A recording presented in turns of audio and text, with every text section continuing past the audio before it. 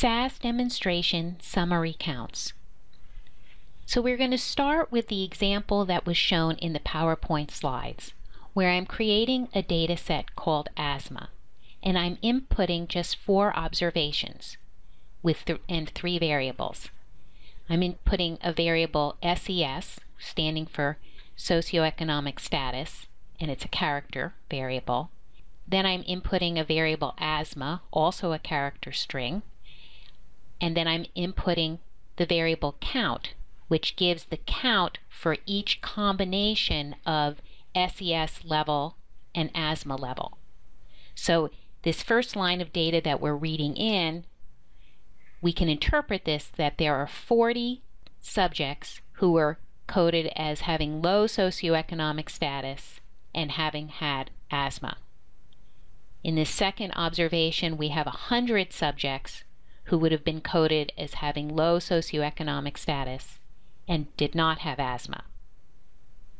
30 subjects who had high socioeconomic status and had asthma, and 130 subjects who had high socioeconomic status but did not have asthma.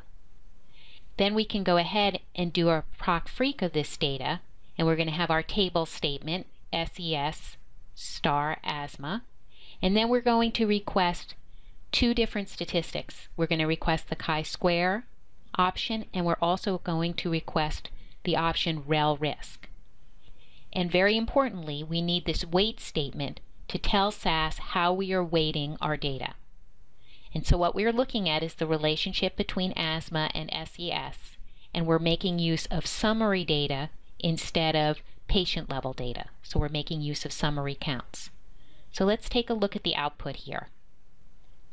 Here is our table that looks very much like a typical frequency distribution table with the numbers in each of the cells. We have our percentages, row percentage, and column percentage, and we're dealing with 300 participants. Because we requested the chi-square statistic, we have the information that comes with the option of chi-square.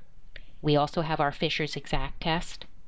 So based just on the chi-square and the Fisher's exact test, it does appear that there's some association between socioeconomic status and asthma.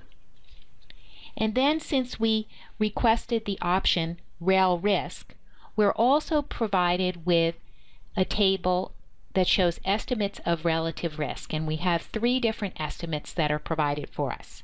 First of all, we're given the odds ratio. So in case control studies, the relative risk is not appropriate. We are going to want to compute the odds ratio as a measure of the association between exposure and disease, or the event of interest. So in this table, we see that our odds ratio equals 1.73.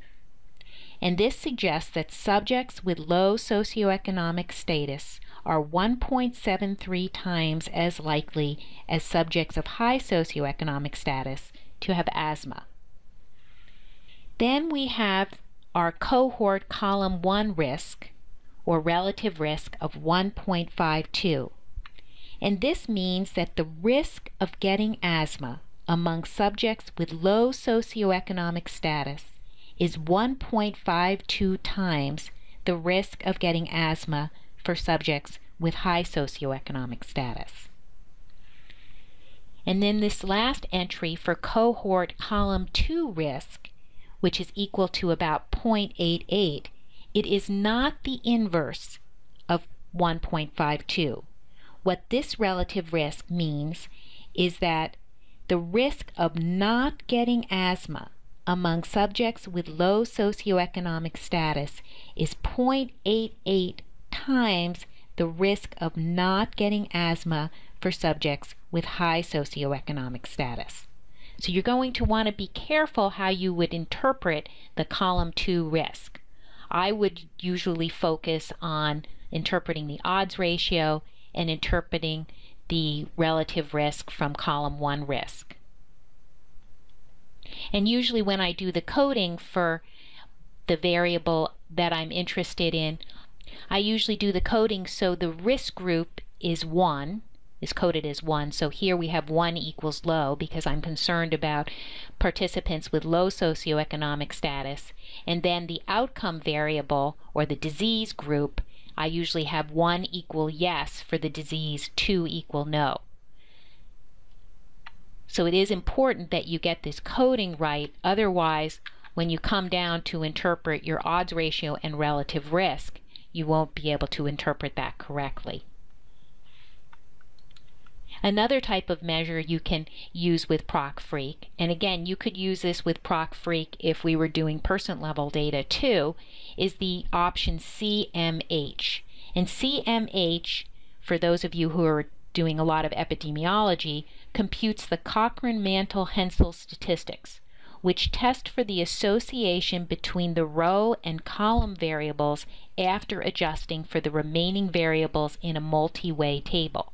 So if we had a table of race by SES by asthma, then we could look at the association of socioeconomic status and asthma after adjusting for race. I'm just going to show you the statistics that are generated with the CMH option when we just go with SES star asthma, because we don't have information for race in our data set asthma. So here's what the output looks like when we ask for the CMH option. And again, it's very similar to what we saw before when we asked for relative risk. We have the summary for the case control type of study with the odds ratio. We have the summary if your type of study was a cohort, so this would be relative risk, where we're looking at column 1 as the risk. And then we have the summary of relative risk, where we're looking at column 2 as our risk. And again, this is just another option that you can use in ProcFreak, whether your data are summary counts or whether your data is person level data. Now let's look at an example of a matched case control study. And I want you to notice here that I didn't use the word count to indicate summary counts. Here I called my weighting variable sum numbers. So again, count is not a special variable name. I could give my weighting variable any variable name that I want. So I'm inputting data, again, 4 observations. The first variable is called vCase. The second variable is called vCont for controls. And my weight variable is called sum numbers. So in this study, each case was matched to a control based on some possible confounding variables, such as age or gender or study site. So for this first observation, we have 100 pairs of subjects where the case used vitamins and the control used vitamins. We have 50 pairs of subjects where the case used vitamins but the control did not use vitamins. We had 90 pairs of subjects where the case did not use vitamins but the controls used vitamins, and 200 pairs of subjects where neither the case nor the control used vitamins. So case and control is going to be, imagine case is some kind of disease and control are participants who don't have that disease. So we're trying to look at the association of whether the proportion of cases who used vitamins is similar to the proportion of controls who used vitamins. And the option that we are going to use to look at whether these proportions are similar is the agree option. And the agree option is used for McNemar's test and also for a kappa statistic, which is a statistic of agreement. And I've indicated here in the comments how we can interpret the kappa statistic of what we call inter-rater agreement. So let's run this code and take a look at our output and then go from there in terms of our interpretation. So here we have our 2x2 table of case use of vitamins and control use of vitamins. And so here this number 440 indicates that we have 440 pairs of cases and controls.